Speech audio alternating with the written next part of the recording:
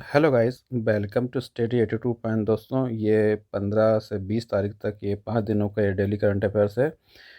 और आशा करता हूँ आपको मेरा वीडियो पसंद आएगा। दोस्तों, यदि पसंद आए वीडियो तो लाइक करना, शेयर करना, चैनल को सब्सक्राइब करना और वीडियो को अंत तक बने रहना।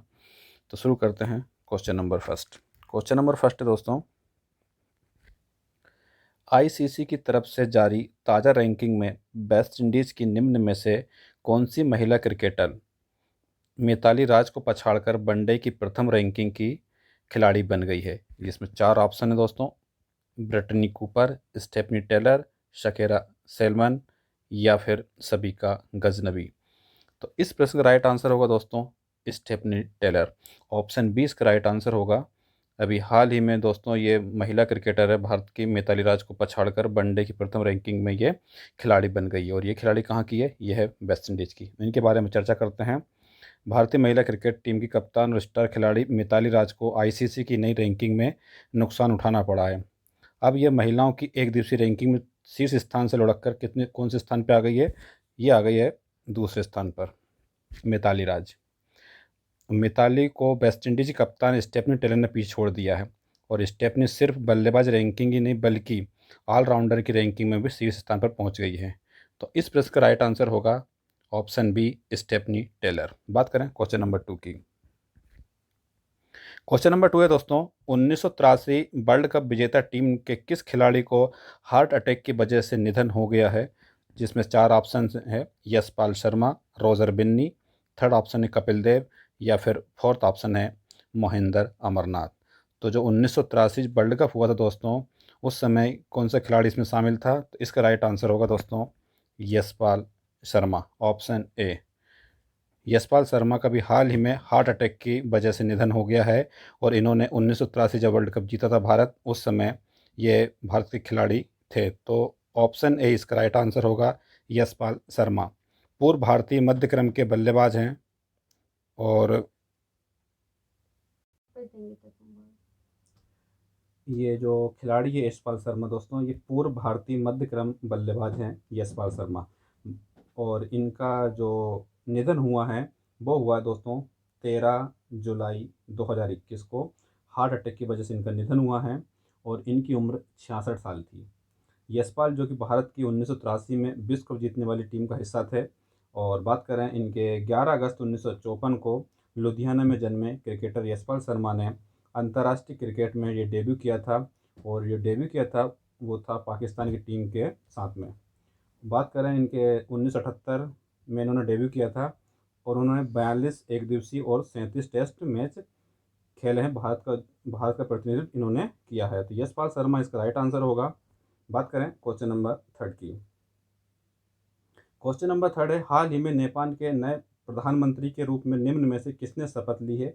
चार ऑप्शन है। रामवरण यादव, पुष्प कमल दाहाल या थर्ड ऑप्शन है शेर बहादुर देउवा या फोर्थ ऑप्शन है ईश्वर पोखरेल। तो अभी हाल ही में जो नेपाल के नए प्रधानमंत्री बने हैं उनका नाम आपको याद रखना है। इनका नाम है शेर बहादुर देउवा। ऑप्शन सी इसका राइट आंसर होगा। अभी हाल ही में इन्होंने नए प्रधानमंत्री के पद की शपथ ली है।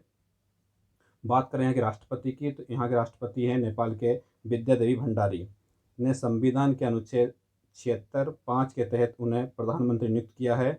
अब से पहले शेर बहादुर देउवा 4 बार नेपाल के प्रधानमंत्री रह चुके हैं। और वह पहली बार कब बने थे? तो वो बने थे 1995 में। पहली बार जब प्रधानमंत्री बने तो 1995 में बने थे। फिर 1997 में। दूसरी बार जुलाई 2001 से अक्टूबर 2002 तक बने। तीसरी बार जून 2004 से फरवरी 2005 तक। और चौथी बार जून 2017 से फरवरी 2018 तक नेपाल के ये प्रधानमंत्री रहे हैं। तो इस प्रश्न का राइट आंसर होगा शेर बहादुर देउवा। ऑप्शन सी इसका राइट आंसर होगा। बात करें क्वेश्चन नंबर 4 की। क्वेश्चन नंबर 4 है, उत्तराखंड के बाद किस राज्य ने कांवड़ यात्रा पर कोरोना के चलते रोक लगा दी गई है? चार ऑप्शन है दोस्तों, इसमें से राइट आंसर होगा उड़ीसा। ऑप्शन डी इसका राइट आंसर होगा। उड़ीसा ने अभी हाल ही में कोरोना की वजह कांवड़ यात्राओं पर रोक लगा दी गई है। और जो उत्तराखंड के बाद अब उड़ीसा सरकार ने भी कांवड़ यात्रा पर कोरोना वायरस के चलते रोक लगा दी गई है। राज्य सरकार की तरफ से बोल बम भक्तों की धार्मिक गतिविधियां और सभाओं पर प्रतिबंध लगाने का आदेश जारी कर दिया गया है। और फिलहाल सरकार ने पहले ही 16 जुलाई 2021 तक धार्मिक कार्यों और जो भी समारोह होते हैं उन पर रोक लगा दी गई है और इसके तहत सभी धार्मिक स्थल आम जनता के लिए बंद है। तो अभी हाल ही में उत्तराखंड के बाद अब किसने लगा दी है, तो ये लगा दी है उड़ीसा ने। तो ऑप्शन डी इसका राइट आंसर होगा, उड़ीसा। बात करें क्वेश्चन नंबर 5 की। क्वेश्चन नंबर 5 पे दोस्तों, एनटीपीसी ने देश के सबसे बड़े सोलर पार्क को निम्न में से किस राज्य में स्थापित करने की घोषणा की है। तो जो एनटीपीसी है दोस्तों, उसने देश में सबसे बड़े सोलर पार्क की घोषणा की है, तो किस राज्य में की है, आपको प्रश्न ये है। गुजरात, पंजाब, असम या फिर तमिलनाडु। तो इस पर इसका राइट आंसर होगा दोस्तों गुजरात। ऑप्शन ए इसका राइट आंसर होगा गुजरात में। बात करें गुजरात की, तो सार्वजनिक क्षेत्र की बिजली उत्पादक कंपनी है, आपको पता होगा एनटीपीसी, ने 13 जुलाई 2021 को कहा कि उसकी जो पूर्ण अनुषंगी एनटीपीसी रिन्यूएबल एनर्जी लिमिटेड को गुजरात के जो कच्छ के रण में 4,750 मेगावाट के जो नवीनकरण ऊर्जा पार्क की स्थापना के लिए नवीन एवं नवीनकरणीय ऊर्जा मंत्रालय इनको मंजूरी दे दी गई है। और जो गुजरात के खवाड़ा में कच्छ में रण में स्थापित होने वाला देश का यह सबसे बड़ा सौर पार्क होगा। बता दें आपको, हरित ऊर्जा को बढ़ावा देने के प्रयास के तहत देश की सबसे बड़ी एकीकृत विद्युत उत्पादक कंपनी एनटीपीसी है लिमिटेड ने 2032 तक 60,000 मेगावाट नवीनीकरण ऊर्जा क्षमता स्थापित करने का इन्होंने लक्ष्य रखा है। तो इस प्रश्न का राइट आंसर होगा गुजरात। ऑप्शन है इज राइट आंसर। बात करें क्वेश्चन नंबर 6 की। किस देश ने 679 मेगावाट की जल विद्युत परियोजना विकसित करने हेतु भारत के सतलुज जल विद्युत निगम के साथ 1.3 बिलियन अमेरिकी डॉलर का समझौता किया है। तो किसने किया दोस्तों, तो ये किया दोस्तों पड़ोसी देश नेपाल। ऑप्शन सी इसका राइट आंसर होगा। नेपाल ने, जो कि पूर्वी नेपाल में 679 मेगावाट की जल विद्युत परियोजना विकसित करने के लिए भारत का जो सतलुज जल विद्युत निगम के साथ में 1.3 बिलियन अमेरिकी डॉलर को समझौता किया है और ये भारत द्वारा शुरू किया गया नेपाल में दूसरा सबसे बड़ा वेंचर होगा। बता दें ये सबसे बड़ी विदेशी निवेश परियोजना है और ये साल 2017 के लागत अनुमानों पर ये आधारित है। तो ऑप्शन सी इसका राइट आंसर होगा नेपाल। अगले क्वेश्चन की तरफ चलते हैं। क्वेश्चन नंबर 7 है दोस्तों, विश्व बैडमिंटन महासंघ BWF के अनुसार 2026 में विश्व बैडमिंटन चैंपियनशिप की मेजबानी निम्न में से किस देश में होगी। जो विश्व बैडमिंटन महासंघ है 2026 में विश्व बैडमिंटन चैंपियनशिप की मेजबानी कौन सा देश करेगा, तो ये करेगा दोस्तों भारत। ऑप्शन बी इसका राइट आंसर होगा, भारत करेगा 2026 में। विश्व बैडमिंटन महासंघ BWF ने 13 जुलाई और 2021 को यह घोषणा की है कि भारत जो कि 2026 में विश्व बैडमिंटन चैंपियनशिप की मेजबानी करेगा और वही चीन जो BWF सुदीरमन कप फाइनल 2023 की मेजबानी मिली है, इसका आयोजन सुझोउ शहर में होगा। चीन के कहाँ पे होगा, सुझोउ शहर में इसका आयोजन होगा। BWF वर्ल्ड चैंपियनशिप बैडमिंटन का सबसे प्रतिष्ठित टूर्नामेंट है और यह जो एक व्यक्तिगत चैंपियनशिप होती है जहां खिलाड़ी विश्व चैंपियन खिताब के लिए प्रतिस्पर्धा करते हैं। तो 2026 में भारत करेगा दोस्तों विश्व बैडमिंटन महासंघ के अनुसार। Option B is right answer. बात करें क्वेश्चन नंबर 8 की। हाल ही में किस फुटबॉल खिलाड़ी ने यूरो कप 2020 में टॉप स्कोर कर गोल्डन बूट अपने नाम किया है, और ये किया दोस्तों क्रिस्टियानो रोनाल्डो। ऑप्शन डी इसका राइट आंसर होगा। पुर्तगाल के हैं और ये पुर्तगाल के कप्तान और आधुनिक समय के महान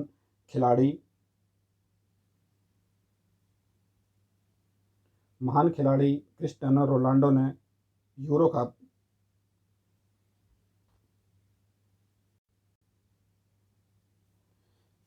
तो दोस्तों ये है महान खिलाड़ी क्रिस्टियानो रोनाल्डो ने यूरो कप 2020 में टॉप स्कोर कर गोल्डन बूट अपने नाम किया है और रोनाल्डो ने सिर्फ 4 मैच खेलने के बावजूद भी यह शीर्ष सम्मान हासिल किया है, क्योंकि 4 मैचों में उन्होंने 5 गोल दागे हैं। कितने, 5 गोल उन्होंने दागे हैं। चेक गणराज्य के पैट्रिक स्किक ने भी 5 गोल के साथ में टूर्नामेंट का अंत किया है, लेकिन गोल करने में मदद के आधार पर रोनाल्डो ने पुरस्कार दिया गया है। और तीसरे स्थान पर रहे फ्रांस के करीम बेंजेमा, उन्होंने 4 गोल किए हैं। तो इस पर इसका राइट आंसर होगा क्रिस्टियानो रोनाल्डो। और ये कहाँ के हैं, ये पुर्तगाल के। बात करें क्वेश्चन नंबर 9 की। क्वेश्चन नंबर 9 है दोस्तों, भारतीय रिजर्व बैंक आरबीआई ने डाटा संरक्षण का सही पालन नहीं करने पर निम्न में से किस पर कार्रवाई करते हुए नए ग्राहक बनाने पर प्रतिबंध लगा दिया गया है, और ये लगा दिया गया है दोस्तों मास्टर कार्ड पे। ऑप्शन बी इसका राइट आंसर होगा। आरबीआई ने जो कि मास्टर कार्ड जारी करने वाले बैंकों को झटका लगा दिया गया है, क्योंकि आरबीआई के आदेश के बाद भी ये बैंक जो कि नए मास्टर कार्ड जारी नहीं कर पाएंगे। आरबीआई का आदेश 22 जुलाई से प्रभावी होगा, क्योंकि मास्टर कार्ड डाटा भंडारण मानदंडों का यह पालन करने में विफल रहा है, और जो कि आरबीएल बैंक इस समय केवल मास्टर कार्ड नेटवर्क और क्रेडिट कार्ड जारी करता है। बैंक ने कहा है कि उसने वीज़ा भुगतान नेटवर्क पर सक्षम क्रेडिट कार्ड जारी करने के लिए 14 जुलाई और वीज़ा वर्ल्ड वाइड के साथ एक समझौता भी इन्होंने किया है। तो मास्टर कार्ड इसका राइट आंसर होगा ऑप्शन बी। बात करें क्वेश्चन नंबर 10 की। भारतीय टीम के पूर्व क्रिकेटर वसीम जाफर को आगामी घरेलू क्रिकेट के लिए निम्न में से किस राज्य की सीनियर टीम पर मुख्य कोच नियुक्त किया गया है, और इनको किया गया है दोस्तों उड़ीसा। ऑप्शन डी इसका राइट आंसर होगा दोस्तों। बात करें टीम इंडिया के पूर्व टेस्ट बल्लेबाज हैं और जिनको घरेलू क्रिकेट के दिग्गज वसीम जाफर का आगामी घरेलू सत्र के लिए उड़ीसा के सीनियर टीम का मुख्य कोच इनको नियुक्त किया गया है। उनसे 2 साल का इन्होंने करार किया है। तो ऑप्शन डी इसका राइट आंसर होगा उड़ीसा। बात करें क्वेश्चन नंबर 11 की। विश्व युवा कौशल दिवस वर्ल्ड यूथ स्किल डे निम्न में से किस दिन मनाया जाता है? तो ये मनाया जाता है दोस्तों प्रतिवर्ष 15 जुलाई को। ऑप्शन डी इसका राइट आंसर होगा। प्रतिवर्ष 15 जुलाई को अंतर्राष्ट्रीय स्तर पर विश्व युवा कौशल दिवस, जिसको हम बोलते हैं वर्ल्ड यूथ स्किल डे, मनाया जाता है। और ये विश्व युवा कौशल दिवस पहली बार कब मनाया गया था? तो ये मनाया गया दोस्तों 15 जुलाई 2015 को विश्व स्तर पर इसको मनाया गया था। इस दिवस का मुख्य उद्देश्य क्या है? इसका उद्देश्य है कि युवाओं को अधिक से अधिक कौशल विकास के प्रति जागरूक करना, ताकि वे बेहतर अवसरों को तलाश कर रोजगार प्राप्त कर सके। तो इस पर इसका राइट आंसर होगा ऑप्शन डी 15 जुलाई विश्व युवा कौशल दिवस। बात करें क्वेश्चन नंबर 12 की। हाल ही में केंद्र सरकार ने केंद्रीय कर्मचारियों का महंगाई भत्ता 17% से बढ़ाकर कितने प्रतिशत कर दिया गया है? तो ये कर दिया गया दोस्तों केंद्र सरकार ने 28%, 17% से बढ़ाकर 28% कर दिया गया है केंद्र सरकार ने। और कब किया है? 14 जुलाई को। 14 जुलाई 2021 को केंद्रीय कर्मचारियों को राहत देते हुए महंगाई भत्ते को 17% से बढ़ाकर कितना कर दिया गया है? 28% करने की घोषणा कर दी है। और जो कि केंद्रीय कैबिनेट ने केंद्र सरकारी कर्मचारियों और पेंशन के लिए महंगाई भत्ते, जिसको हम बोलते हैं डीए, और महंगाई राहत डीआर को 1 जुलाई 2021 से बहाल करने का फैसला किया है, क्योंकि केंद्रीय मंत्री अनुराग ठाकुर ने बताया कि कोविड महामारी के कारण डीए में बढ़ोतरी पर रोक लगाई गई थी। तो ऑप्शन सी इसका राइट आंसर होगा। 17% से बढ़ाकर 28% कर दिया गया है केंद्र सरकार ने केंद्रीय कर्मचारियों का ये महंगाई भत्ता। बात करें क्वेश्चन नंबर 13 की। 13 क्वेश्चन है दोस्तों, केंद्रीय सड़क परिवहन मंत्री नितिन गडकरी ने हाल ही में किस राज्य में 16 राष्ट्रीय राजमार्ग परियोजनाओं का उद्घाटन और शिलान्यास किया है? तो ये किया गया है दोस्तों मणिपुर में। कहाँ पर? मणिपुर में। केंद्रीय सड़क परिवहन मंत्री, आपको नाम याद रखना है, केंद्रीय सड़क परिवहन मंत्री कौन है? तो नितिन गडकरी जी अभी हाल ही में हैं, जिन्होंने मणिपुर में 16 राष्ट्रीय राजमार्ग परियोजनाओं का उद्घाटन और शिलान्यास किया है। इन परियोजना पर कितना करोड़ रुपए? तो 4,148 करोड़ रुपए इसमें निवेश करेंगे, और इसमें कुल कितना किलोमीटर? 298 किलोमीटर की लंबाई कवर की गई है।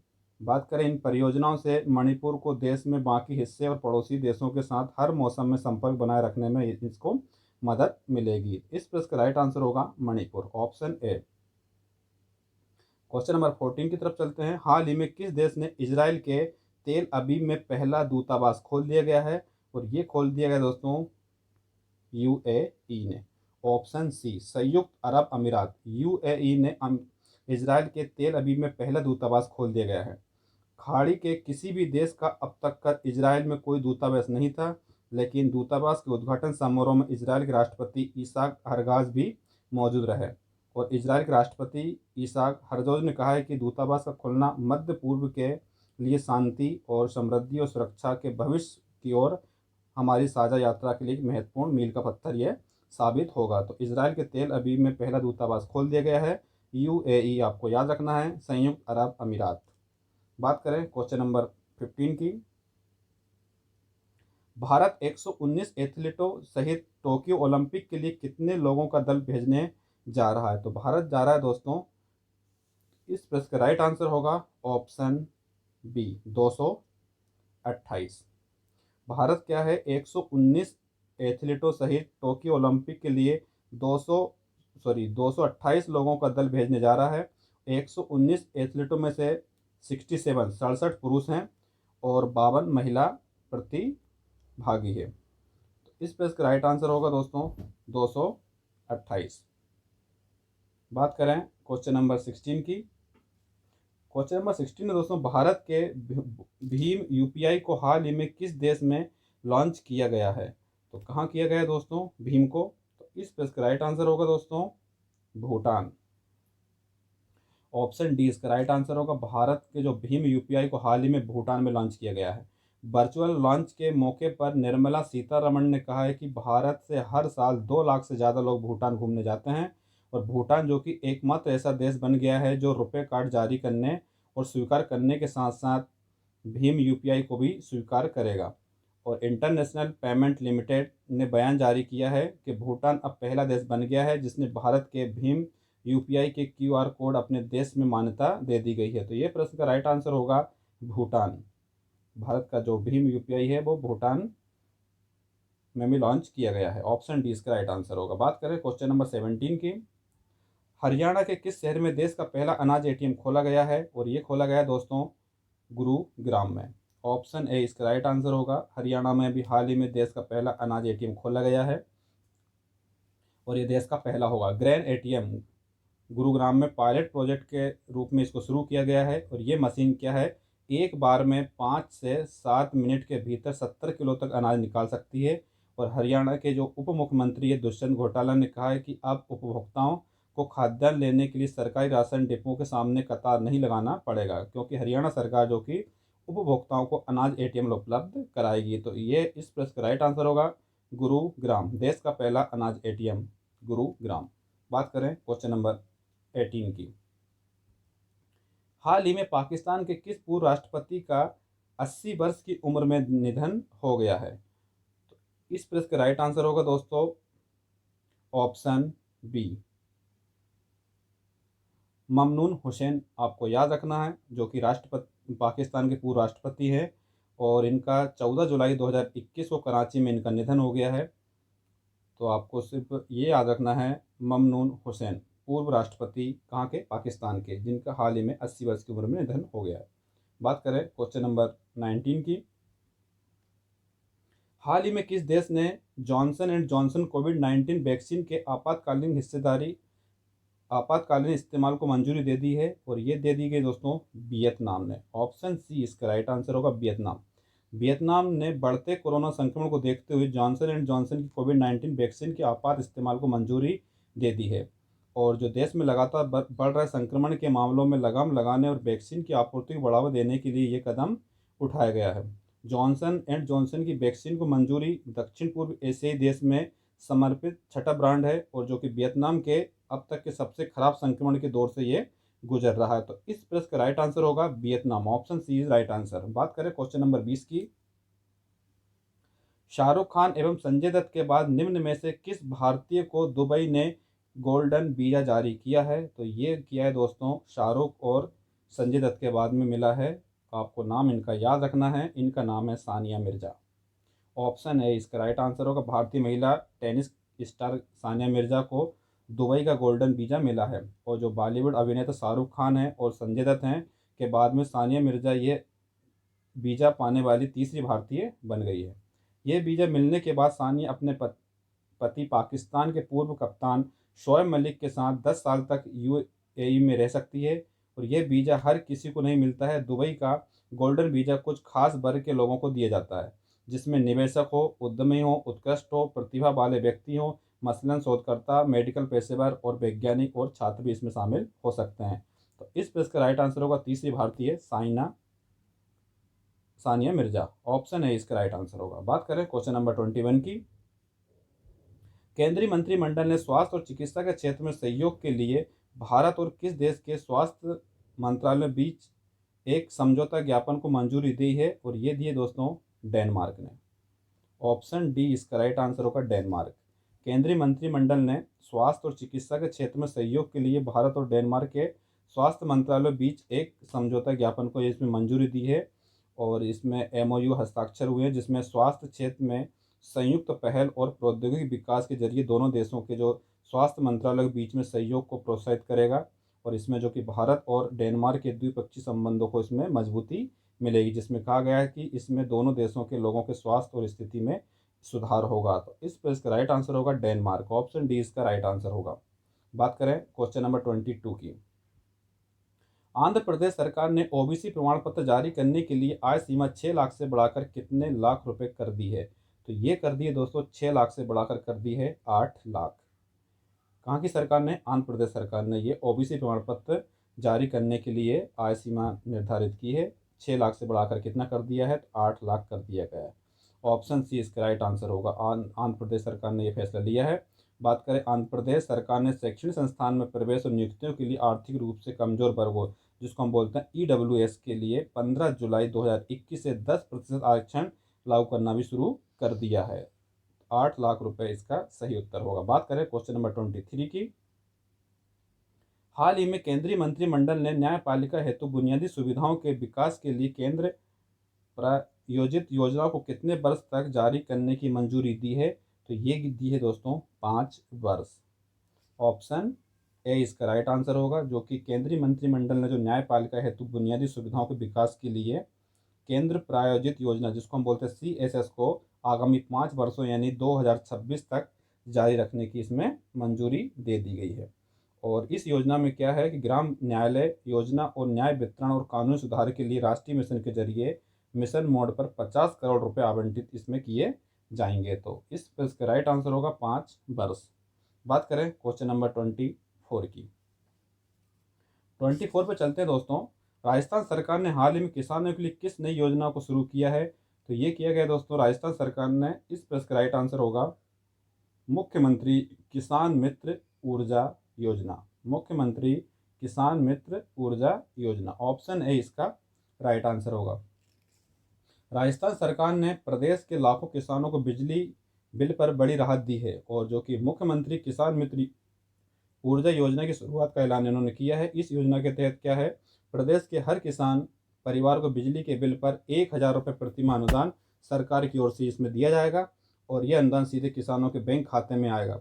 इस योजना का लाभ इसी साल मई से आए बिजली के बिलों पर यह लागू होगा। तो इस पर इसका राइट आंसर होगा ऑप्शन ए मुख्यमंत्री किसान मित्र ऊर्जा योजना। कहाँ की योजना है? यह है राजस्थान सरकार की। बात करें क्वेश्चन नंबर 25 की। निम्न में से कौन सा बल्लेबाज वनडे क्रिकेट में 6,000 रन बनाने वाला भारत का 10वां खिलाड़ी बन गया है? तो ये बन गया दोस्तों शिखर धवन। ऑप्शन डी इसका राइट आंसर होगा। शिखर धवन जो कि अंतर्राष्ट्रीय वनडे क्रिकेट में 6,000 रन बनाने वाला यह 10वां खिलाड़ी बन गया है। बात करें शिखर धवन के ने साल 2010 में अपने वनडे कैरियर का आगाज किया था, लेकिन पिछले 11 सालों में भारत के लिए वनडे क्रिकेट में खेलते हुए धवन ने 143 मैचों की 140 पारियों में 6,000 प्लस रन बनाए हैं। इस दौरान उनके बल्ले से 17 शतक हैं, और उनका सर्वश्रेष्ठ स्कोर है 143 रन। तो इस पर इसका राइट आंसर होगा शिखर धवन। बात करें क्वेश्चन नंबर 26 की। आंध्र प्रदेश सरकार ने प्रारंभिक पदों और सेवाओं में नियुक्तियों के लिए आर्थिक रूप से कमजोर वर्ग, जिसको ईडब्ल्यूएस, को कितने प्रतिशत आरक्षण देने की घोषणा की है? तो ये की है दोस्तों 10%। ऑप्शन बी इसका राइट आंसर होगा। कितना कर दिया दोस्तों 10% कर दिया गया है। कहाँ पर? आंध्र प्रदेश सरकार ने। बात करें क्वेश्चन नंबर 27 की। अमेरिकी सीनेट ने के श्रम विभाग में निम्न में से किस भारतीय अमेरिकी महिला को सॉलिसिटर नियुक्त किया गया है? और ये किया गया है दोस्तों सीमा नंदा को। ऑप्शन सी इसका राइट आंसर होगा सीमा नंदा। अमेरिका में सीनेट ने श्रम विभाग के सॉलिसिटर के रूप में भारत वंश की ये नागरिक अधिकार वकील है सीमा नंदा के नाम पर पुष्टि की है। डेमोक्रेटिक नेशनल कमेटी की पूर्व सीईओ सीमा नंदा बराक ओबामा प्रशासन के दौरान श्रम विभाग में सेवाएं दे चुकी है, और सीनेट ने 14 जुलाई को 46 के मुकाबले 53 वोट से उनके नाम की पुष्टि भी कर दी गई है। सीमा नंदा अमेरिकी न्याय विभाग के नागरिक अधिकार खंड का नेतृत्व कर चुकी है। तो सीमा नंदा इस प्रश्न का राइट आंसर होगा। बात करें क्वेश्चन नंबर 28 की। हाल ही में किस बल्लेबाज ने 81 पारियों में 14 शतक सबसे तेज लगाने वाला दुनिया का पहला खिलाड़ी बन गया है? और ये बन गया है दोस्तों बाबर आजम। इन्होंने 81 पारियों में 14 शतक जड़े हैं और ये सबसे तेज जड़े हैं, इसलिए दुनिया का पहला खिलाड़ी बन गया है। और ये खिलाड़ी कहाँ का है? तो ये है दोस्तों पाकिस्तान का। पाकिस्तान क्रिकेट टीम के कप्तान हैं बाबर आजम। वनडे में सबसे तेज 81 पारियों में 14 शतक जमाने वाले पहले खिलाड़ी बन गए हैं। इस मामले में उन्होंने साउथ अफ्रीका के हाशिम अमला का रिकॉर्ड भी उन्होंने तोड़ दिया है। अमला ने यह कारनामा 84 पारियों में किया था और बाबर ने इस मामले में भारतीय कप्तान विराट कोहली को भी पीछे छोड़ दिया गया है। कोहली ने डेब्यू के बाद 103 वनडे पारी में 14 शतक लगाए थे। वे सबसे तेज शतक लगाने के मामले में वर्ल्ड में चौथे नंबर पर है। तो इस प्रश्न का राइट आंसर होगा बाबर आजम। बात करें क्वेश्चन नंबर 29 की। विश्व इमोजी दिवस निम्न में से किस दिन मनाया जाता है? इमोजी दिवस कब मनाया जाता है? तो ये मनाया जाता है दोस्तों 17 जुलाई को। ऑप्शन डी इसका राइट आंसर होगा 17 जुलाई। विश्व इमोजी दिवस प्रत्येक साल 17 जुलाई को मनाया जाता है। वर्ल्ड इमोजी डे इमोजीपीडिया के फाउंडर कौन है? जेरेमी बर्ज ने साल 2014 में इसको शुरू किया गया था। तब से लेकर अब तक हर साल 17 जुलाई को वर्ल्ड इमोजी डे के तौर पर मनाया जाता है। इमोजी का इस्तेमाल सबसे पहले 1990 कब दोस्तों 1990 के दौरान शुरू किया गया था, जब 17 जुलाई 2002 के दिन एप्पल ने अपने कैलेंडर ऐप के लिए इमोजी का इस्तेमाल किया था। तो विश्व इमोजी दिवस आपको याद रखना 17 जुलाई इसका राइट आंसर होगा। बात करें क्वेश्चन नंबर 30 की। भारत के जयनगर के किस देश के कुर्था के बीच 18 जुलाई को रेलगाड़ी परिचालन का सफल परीक्षण किया गया है? और ये किया गया है दोस्तों नेपाल। इस प्रश्न का राइट आंसर होगा ऑप्शन ए नेपाल। भारत के जयनगर से नेपाल के कुर्था के बीच में 18 जुलाई 2021 को रेलगाड़ी परिचालन का सफल परीक्षण किया गया है और दोनों देशों के बीच 34.5 किलोमीटर लंबा ये पहला रेल संपर्क हुआ है। और ये बिहार के मधुबनी जिले के जयनगर को नेपाल के महोत्तरी जिले के कुर्था से इसको जोड़ता है। तो इस प्रश्न का राइट आंसर होगा नेपाल। बात करें क्वेश्चन नंबर 31 की। किस देश ने अपने चांगजियांग परमाणु ऊर्जा संयंत्र में आधिकारिक तौर पर दुनिया के पहले वाणिज्यिक मॉड्यूलर छोटे रिएक्टर लिंगलोंग 1 का निर्माण शुरू कर दिया गया है? और ये कर दिया गया दोस्तों चाइना ने। बी इसका राइट आंसर होगा चाइना। चीन ने अपने चांगजियांग परमाणु ऊर्जा संयंत्र में आधिकारिक तौर पर दुनिया के पहले वाणिज्यिक मॉड्यूलर छोटे रिएक्टर जिसका नाम है लिंगलोंग 1 का निर्माण शुरू कर दिया गया है। एक बार पूरा हो जाने पर इस छोटे मॉड्यूलर रिएक्टर की उत्पादन क्षमता कितनी होगी? तो ये होगी दोस्तों 1 अरब किलोवाट घंटे तक पहुंच सकती है। इसमें चीन में 5 लाख से अधिक घरों को लाभ मिलने की उम्मीद है। और ये जो बहुउद्देशीय छोटा मॉड्यूलर रिएक्टर जो कि 2016 में अंतर्राष्ट्रीय परमाणु ऊर्जा एजेंसी के द्वारा अनुमोदित होने वाला ये पहला रिएक्टर था। तो आपको याद रखना है कौन से देश ने शुरू की है, तो चाइना इसका राइट आंसर होगा। अब चलते हैं कुछ वन लाइनर क्वेश्चन है दोस्तों, आपको रिविजन भी हो जाएगा इससे। तो शुरू करते हैं। इसमें पहला वन लाइनर क्वेश्चन है, प्रधानमंत्री नरेंद्र मोदी आज किस रेलवे स्टेशन का उद्घाटन करेंगे? ये देश का पहला रीडेवलप रेलवे स्टेशन होगा जिसमें यात्रियों को एयरपोर्ट जैसी सुविधाएं मिलेगी। तो यह है दोस्तों गुजरात का जो गांधीनगर का नया रेलवे स्टेशन, इसका सही उत्तर होगा। बात करें क्वेश्चन नंबर 2 की, भारत के भीम यूपीआई को किस देश में लॉन्च किया गया है? अभी आपको बताया था भूटान ने इसको लॉन्च किया गया है। बात करें तीसरा क्वेश्चन की, देश का पहला अनाज एटीएम हरियाणा में किस शहर में खोला गया है? तो ये खोला गया दोस्तों गुरुग्राम में। क्वेश्चन नंबर 4 है, ब्लू ओरिजिनल की स्पेस फ्लाइट में जेफ बेजोस के साथ कौन उड़ान भरेगा जो अंतरिक्ष में जाने वाले सबसे उम्र का रिकॉर्ड बना लेगा? तो ये है ओलिवर डायमंड, इनकी उम्र 18 वर्ष है। पांचवा क्वेश्चन है, पाकिस्तान के पूर्व राष्ट्रपति का 80 वर्ष की उम्र में निधन हो गया, उनका नाम क्या है? तो ममनून हुसैन इनका नाम आपको याद रखना है। क्वेश्चन नंबर 6 है, संयुक्त अरब अमीरात ने किस देश में अपना दूतावास खोला है? ऐसा करने वाला वह खाड़ी देशों का पहला देश बन गया है। अभी आपको बताया था, इसका राइट आंसर होगा इजराइल। क्वेश्चन 7, किस देश ने Johnson and Johnson covid vaccine के आपातकाल इस्तेमाल को मंजूरी दे दी गई है? वियतनाम इसका सही उत्तर होगा, वियतनाम ने। क्वेश्चन नंबर 8, किस फिल्म एवं टीवी को प्रसिद्ध अभिनेत्री का कार्डियक अरेस्ट की वजह से निधन हो गया है? इनका नाम आपको याद रखना है, सुरेखा सीकरी। बात करें क्वेश्चन नंबर 9 की, पंजाब कांग्रेस पार्टी का नया अध्यक्ष किसे बनाया गया है? तो आप नवजोत सिंह सिद्धू अभी हाल ही में पंजाब कांग्रेस पार्टी के इनको अध्यक्ष बनाया गया है।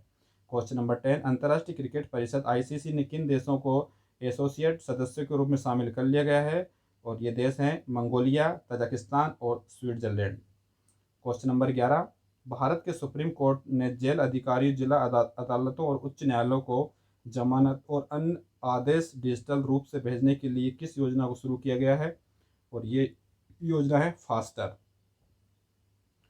Fast and secure transmission of electronic record, जिसको हम बोलते हैं फास्टर। बात करें क्वेश्चन नंबर 12 की, बेहनाद जंदी की जगह किसे अडानी एयरपोर्ट होल्डिंग्स लिमिटेड का नया सीईओ बनाया गया है? इनका नाम है आर.के. जैन। बात करें क्वेश्चन नंबर 13 की, विश्व हिंदू परिषद का नया अध्यक्ष किसे बनाया गया है? तो विश्व हिंदू परिषद का अध्यक्ष बनाया गया है, इनका नाम है डॉक्टर R.N. सिंह, इनका नाम है। क्वेश्चन नंबर 14, राष्ट्रपति रामनाथ कोविंद ने केंद्र शासित प्रदेश जम्मू कश्मीर और लद्दाख संयुक्त उच्च न्यायालय का नाम बदलकर क्या करने का मंजूरी दे दी गई है? तो जम्मू कश्मीर एंड लद्दाख उच्च न्यायालय करने को इसमें मंजूरी दे दी गई है। बात करें क्वेश्चन नंबर 15 की, राजस्थान राज्य सरकार ने किसानों के लिए किस नई योजना को शुरू किया गया है? ये योजना आपको याद रखनी है, मुख्यमंत्री किसान मित्र ऊर्जा योजना, सरकार राजस्थान सरकार। क्वेश्चन 16 है दोस्तों, तेलंगाना के मुख्यमंत्री के चंद्रशेखर राव दलित उत्थान कार्यक्रम को क्या नाम दिया गया है? तो ये दिया गया दोस्तों तेलंगाना दलित बंधु कार्यक्रम, इन्होंने इस कार्यक्रम का नाम बदल दिया गया है। बात करें क्वेश्चन नंबर 17 की, कौन सा बल्लेबाज वनडे क्रिकेट में 6000 रन बनाने वाला भारत का 10वां खिलाड़ी बन गया है? अभी आपको बताया था, इनका नाम है शिखर धवन। तो ये थे दोस्तों मेरे इंपॉर्टेंट क्वेश्चन। यदि आपको मेरा वीडियो पसंद आए तो लाइक करना, शेयर करना और चैनल को सब्सक्राइब करना। फिर मिलता हूँ दोस्तों मैं नेक्स्ट करंट अफेयर्स में, जब तक के लिए थैंक यू, वंदे मातरम, जय हिंद।